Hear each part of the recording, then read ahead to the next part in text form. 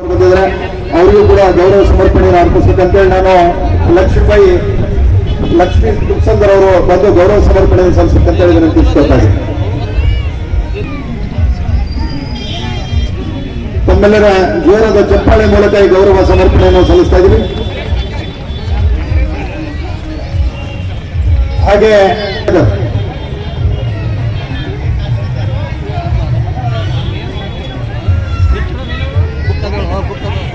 ಜಿಲ್ಲಾಧ್ಯಕ್ಷರಾಗಿರುವಂತಹ ಚೆನ್ನು ಕಟ್ಟಿಮನಿಯವರು ಕೂಡ ಗೌರವ ಸಮರ್ಪಣೆಯನ್ನು ಸಲ್ಲಿಸಬೇಕಂತೇಳಿ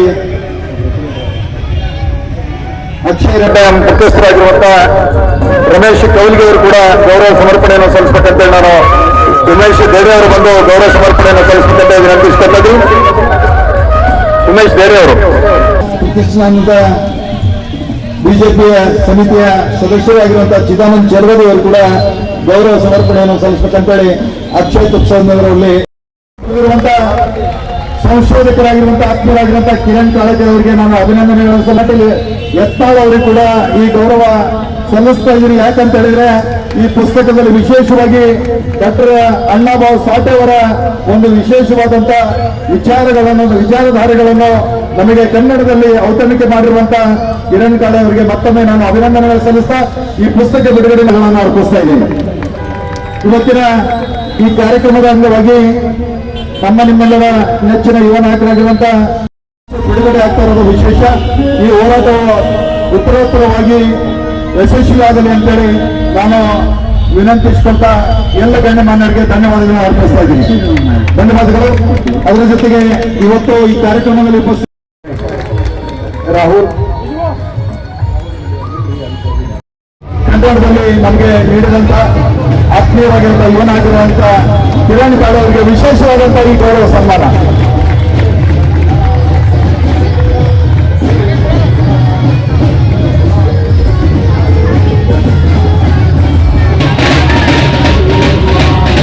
ಸೋಮ್ಲಿಗೆ ರಂಜಾರಿ ಕೂಡ ಗೌರವ ಸಮರ್ಪಣೆ ನೆರವೇರಿಸಿರುವುದಂತ ನಾವು ಕರ್ನಾಟಕ ಗಣ್ಯರಿಗೆ ವಿನಂತಿಸ್ಕೊಳ್ತಾ ಇದ್ದೀವಿ.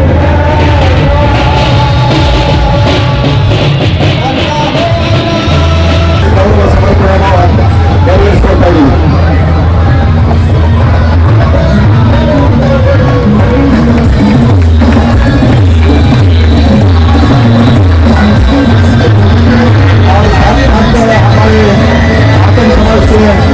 सम्मानीय सुरेश पाटोली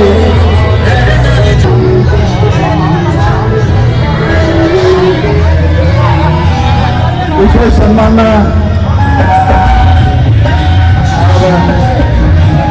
ವಿಶೇಷವಾಗಿ ನಮ್ಮ ಯುವ ನಾಯಕರಾಗಿರುವಂತಹ ರಾಮನಗೌಡ ಬಿ ಸೊಲ್ಲಾಪುರದ ಮಾತನ್ ಸಮಾಜದ ಪರವಾಗಿ ಸುರೇಶ್ ಪಾಟೋಳಿ ಅವರು ನಡೆಸ್ಕೊಳ್ತಾ ಇದ್ದಾರೆ.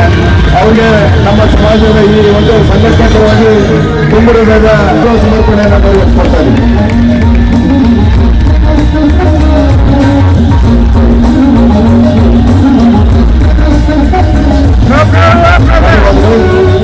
ಧನ್ಯವಾದ ಸರ್. ತರಾವ್ ಪಾಸ್ ಆಗಿ ಅಧಿಕೃತವಾಗಿ ಅಣ್ಣಾಭಾವ್ ಸರ್ಕಲ್ ಶಾಂಕ್ಷನ್ ಆಗಿದೆ. ಅದೇ ರೀತಿ ಅಣ್ಣಾಭಾವ್ ಸಾಠೆ ಅವರ ಪುತ್ಥಳಿ ಕೂಡ ಈಗಾಗಲೇ ಸ್ಥಾಪಿಸಬೇಕಂತ ಆರ್ಡರ್ ಕೂಡ ಮಾಡಿದ್ದಾರೆ. ಅದರ ನಿಮಿತ್ತವಾಗಿ ಅಣ್ಣಾಭಾವ್ ಸಾಠೆ ಸಂಘಟನೆ ವತಿಯಿಂದ ಈ ಒಂದು ಸಣ್ಣದಾದ ಸನ್ಮಾನವನ್ನು ಸನ್ಮಾನ್ಯ ರಾಮನಗೌಡ ಪಾಟೀಲ್ ಅವರಿಗೆ ಮಾಡ್ತಾ ಇದ್ದಾರೆ. ಎಲ್ಲ ಲೋಕಶಾಹಿ ಅಣ್ಣಾಭಾವ್ ಸಾಠೆ ಅವರು ಕೊಡ್ತದೆ ನಮ್ಮದೇ ಆದಂಥ ಒಂದು ಏನಂತಾರೆ ಒಂದು ರೀತಿ ಪುಣ್ಯ ಒಂದ್ರದ್ದು ನಾವು ತಿಳ್ಕೊತೇವೆ. ಯಾಕಂದ್ರೆ ನನಗನ್ಸೋ ಮಟ್ಟಿಗೆ ಸಂಭಾಜಿನಗರ ಆದ್ಮ್ಯಾಗ ಸೋಲಾಪುರ ಆದ್ಮ್ಯಾಗ ವಿಜಯಪುರ ನಗರ ಒಳಗೆ ಅಣ್ಣಾಭಾವ್ ಸಾಠೆ ಅವ್ರ ಮೂರ್ತಿ ಕುಂಡ್ರತೈತಿ ರಶೆ ಆದ್ಮ್ಯಾಗ. ಅದಕ್ಕೆ ಮುಂದಿನ ನನಗನ್ಸೋ ಮಟ್ಟಿಗೆ ಒಂದು ವರ್ಷದೊಳಗೆ ಈಗಾಗಲೇ ಸೋಮು ಅವರು ಟೀಮ್ ಗಣೇಶ್ ಅವರು ಸೋಮು ಲಕ್ಕಣ್ ಎಲ್ಲರೂ ಟೀಮ್ದವ್ರು ಮೊನ್ನೆ ಒಂದು 2-3 ವರ್ಷದಿಂದ ಬಂದು ನಾವು ಚರ್ಚೆನೂ ಮಾಡೇವು. ಅದನ್ನು ಆರ್ಡರ್ ಕೊಟ್ಟು ಮುಂದಿನ ವರ್ಷ ತನಕ ಒಂದು ಇಲ್ಲಿ 5-6 ಫೀಟಿಂದ ಲೋಕಶಾಹಿ ಅಣ್ಣಾಭಾವ್ ಸಾಠೆ ಅವ್ರ ಮೂರ್ತಿ ಕೂಡಿಸಿ ನಮ್ಮ ವೈಯಕ್ತಿಕ ಕಡೆಯಿಂದ ಯಾಕಂದ್ರೆ ಎಲ್ಲನೂ ಮೂರ್ತಿ ಕುಂಡ್ರಿಸು.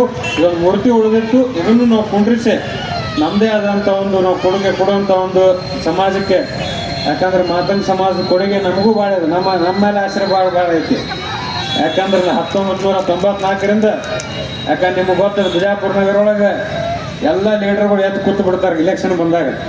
ಆದ್ರೆ ಕೈ ಹಿಡಿಯೋರು ಯಾರಪ್ಪ ಅಂತಂದ್ರೆ ನೀವೆಲ್ಲರೂ ಕೈ ಹಿಡಿತಿರತ್ತೆ ಸಾಹೇಬರು ಹುಲಿಗತ್ತೆ ಗರ್ಜಿಸ್ತಾರೆ ಗೆದ್ದು ಬರ್ತಾರೆ. ಅದಕ್ಕೆ ನಿಮ್ಮ ಕೊಡುಗೆ ನಿಮ್ಮ ಆಶೀರ್ವಾದನು ಎಲ್ಲರೂ ನಮ್ಮ ಮೇಲೆ ಭಾಳ ಐತಿ. ಅದಕ್ಕೆ ಮುಂದಿನ ದಿವಸೊಳಗೆ ಇದನ್ನ ಲೋಕಶಾಹಿ ಅಣ್ಣಾಭಾವ ಸಾಠೆ ಅವರೊಂದು ಮೂರ್ತಿ ಕುಂಡ್ರಿಸಿ ಈಗಾಗಲೇ ಇದು ಮಹಾಪೌರ್ ಹೇಳ್ದಂಗೆ ಏನು ಸ್ಯಾಂಕ್ಷನ್ ಆಗೈತಿ, ಸಂಬಣ್ಣಿ ಸಾಹೇಬ್ರು ಹೇಳ್ದಂಗೆ ಸ್ಯಾಂಕ್ಷನ್ ಆಗಿದೆ, ಎಲ್ಲ ಕ್ಲಿಯರ್ ಆಗೈತಿ ಡಾಕ್ಯುಮೆಂಟ್.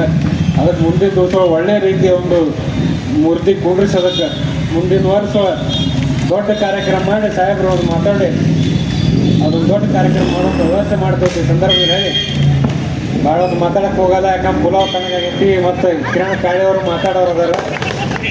ಯಾಕಂದ್ರೆ ಪುಲಾವ್ ಯಾಕೆ ಹೇಳತ್ತಂದ್ರೆ ಪುಲಾವ್ ನಾವು ಮಾಡಿಸೀವಿ, ಅದಕ್ಕೆ ನನಗದು ಕಷ್ಟ ಅದ. ಅದಕ್ಕೆ ಗರಂ ಪುಲಾವ್ ತಿನ್ನಿರಿ, ಅದನ್ನ ಎಂಜಾಯ್ ಮಾಡಿರಿ. ಮುಂದಿನ ವರ್ಷ ದೊಡ್ಡ ಕಾರ್ಯಕ್ರಮ ಮಾಡೋಣ, ಚಲೋ ಹುಗ್ಗಿ ಹೋಳಿಗೆ ಮಾಡಿಸಿ ನಿಮಗೆಲ್ಲರೂ ತಿನ್ನುವಂಥ ಒಂದು ವ್ಯವಸ್ಥೆ ಮಾಡ್ತೇವೆ ಈ ಸಂದರ್ಭದಲ್ಲಿ ಹೇಳಿ ಮುಂದೆ ಸಾಕಷ್ಟು ಜನ ಮಾತಾಡೋರು ಅದಾರ.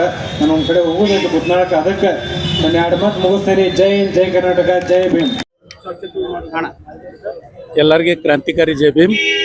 ಇವತ್ತಿನ ದಿವಸ ಈ ಮಾಧ್ಯಮದ ಮೂಲಕ ಇವತ್ತು ಹೇಳಬೇಕಪ್ಪ ಅಂದ್ರೆ ಇವತ್ತು ಮಹಾಮಾನವ ಪರಮ ಪೂಜ್ಯ ಡಾಕ್ಟರ್ ಅಣ್ಣಾಭಾವ ಸಾಠೆಯವರ 106ನೇ ಜಯಂತಿ ಅಂಗವಾಗಿ ಹಾಗೂ ಸತ್ಯಶೋಧಕ ಒಂದು ಕೃತಿ ಬಿಡುಗಡೆ ಕಾರ್ಯಕ್ರಮ ಇವತ್ತು ಮಾಡಿದೆವು. ಇವತ್ತು ಅನೇಕ ಲೇಖಕರು ಹಾಗೂ ಮತ್ತು ಪ್ರಗತಿಪರ ಚಿಂತಕರು ಹಾಗೂ ರಾಜಕಾರಣಿಗಳು ಇವತ್ತು ಅವರಿಗೆಲ್ಲರಿಗೆ ಇವತ್ತು ನಾನು ಕೃತಜ್ಞತೆಯನ್ನು ಸಲ್ಲಿಸ್ತೀನಿ. ಯಾಕಪ್ಪ ಅಂದ್ರೆ ಇವತ್ತು ಈ ಮಾತಂಗ ಸಮಾಜ ಬಿಜಾಪುರದಲ್ಲಿ ಸುಮಾರು 100-120 ವರ್ಷ ಇದ್ದರೂ ಕೂಡ ಇಲ್ಲಿವರೆಗೆ ಆ ಸಮಾಜವನ್ನು ಬೆಳಕಿಗೆ ಇನ್ನೂವರೆಗೆ ಬಂದಿದ್ದಿಲ್ಲ. ಇವತ್ತು ಒಂದು ಸಣ್ಣ ಒಂದು ಸರ್ಕಲ್ ಮುಖಾಂತರ ಇವತ್ತು ಇಡೀ ನಮ್ಮ ಜಿಲ್ಲೆಯ ಎಷ್ಟು ದಲಿತ ನಾಯಕರದಾರ ಅವರೆಲ್ಲರೂ ನಮಗೆ ಒಂದು ಹಿಂದೆ ಬೆನ್ನೆಲುವಾಗಿ ನಿಂತು ಇವತ್ತು ಅನೇಕ ಸಾಹಿತಿಗಳಿರ್ಬೋದು, ಚಿಂತಕರಿರ್ಬೋದು, ಇವತ್ತು ಹೋರಾಟಗಾರರಿರ್ಬೋದು, ಇವರೆಲ್ಲರೂ ಕೂಡ ನಮ್ಮನ್ನು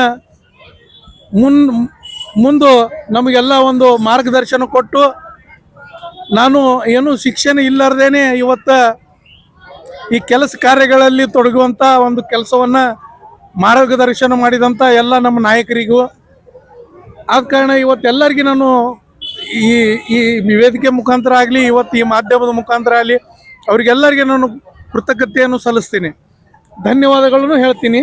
ಇವತ್ತು ಅಣ್ಣಾಭಾವ ಸಾಠೆಯವರು ಬಹಳ ಕಮ್ಮಿ ಅವಧಿಯಲ್ಲಿ ಇಲ್ಲೆಲ್ಲರಿಗೆ ನಾವು ನೋಡ್ಲಾಕತ್ತಾರ. ನಾವು ಅನೇಕ ವರ್ಷ ಹಿಂದೆ ಮಾಡಬೇಕಾಗಿತ್ತು. ಈಗ ಭಾಳಷ್ಟು ಒಂದು 2-3 ವರ್ಷದಲ್ಲಿ ಇವತ್ತು ಅಣ್ಣಾಭಾವ ಸಾಠೆಯವರು ಇಡೀ ರಾಜ್ಯಕ್ಕೆ ಒಂದು ಗುರುತು ಆಗುವಂಥ ಕೆಲಸ ಆಗ್ಲಕತ್ತದ.